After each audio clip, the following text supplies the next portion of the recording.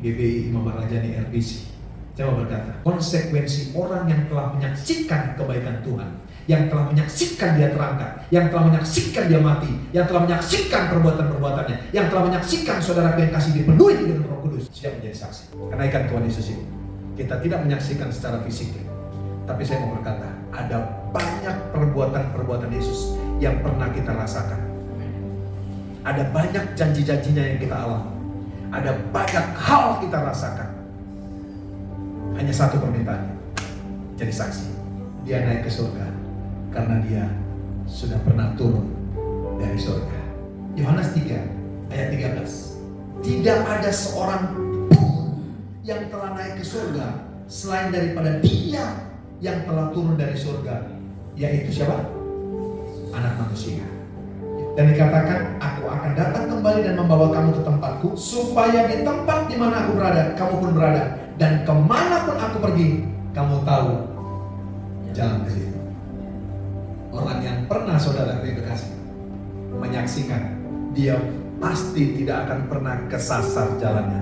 Karena apa? Dia pernah lewati, dia pernah saksikan, dan itu akan terekam. Makanya Alkitab dikatakan apa? Kita pendatang dan perantau. Kewargaan kita adalah surga. Maka kita akan kembali ke sana. GBI Imam Rajani RBC, apa yang mau kita lakukan saudara? Kita menjadi saksi. Seperti tema kita, kepada siapa kita menjadi saksi? Kepada yang lelah, yang terlantar, dan tidak tergembalakan. Jelas, mantap saudara kekasih. Kategorial daripada orang yang lelah, terlantar dan tidak tergembalakan. Itu bukan status sosial. Kita harus jadi saksi bagi mereka. Apapun manner daripada orang yang lelah, terlantar dan tidak tergembalakan itu, kita harus siap. Karena apa? Buah roh kita, Galatia 5, 22-23. Sadari saudara, kamu ada hari ini semua karena kasih anugerah Tuhan. Tuhan hanya minta begini, dari encounter sampai glorification, cuma satu yang diminta, jadi saksi. Matius 6 ayat 33. Terjemahan yang lain dikatakan begini, saudara kekasih. Usahakan dahulu Allah memerintah hidupmu, maka yang lain akan ditambahkan. Jadi saudara kekasih, jangan fokus kepada masalah, problema rumah tanggamu, saudara kekasih, masalah ekonomi, masalah pekerjaan, masalah bisnis, apapun problema kita, sakit penyakit kita, seperti yang disaksikan hamba ini. Tapi apa saudara kekasih? Justru pada saat itu terjadi kepada kita, itu menjadi kesaksian. Baru orang berkata, kok bisa ya? Baru kita akan berkata, karena ada Bapa yang memilih, ada Tuhan Yesus yang menyelamatkan, ada Roh Kudus yang memeteraikan. Haleluya. Dia adalah Yehova Rafa yang menyembuhkan, Yehova Jireh yang menyediakan provision. Dia adalah omnipresence yang maha hadir. Dia adalah omniscience yang maha tahu. Dia adalah omnipotent yang maha kuasa. Dia Yahweh. Yakinlah saudara, dia tidak pernah merancangkan rancangan kecelakaan seperti yang dikatakan di Minggu 9 dan 11. Tapi rancangan damai sejahtera yang membawa kita kepada masa depan yang penuh dengan harapan. Mulai lahir, mati, bangkit, naik, dicurahkan Roh Kudus, sampai nanti kitab Wahyu menerangkan kepada kita, kita akan dinantikan, yaitu menjadi saudara kekasih, pengantin-pengantin yang layak. Amin saudara. Hari ini putuskan sesuatu, jadilah saksinya. Maka dia akan berkata suatu ketika, sabaslah bersama-sama dengan aku.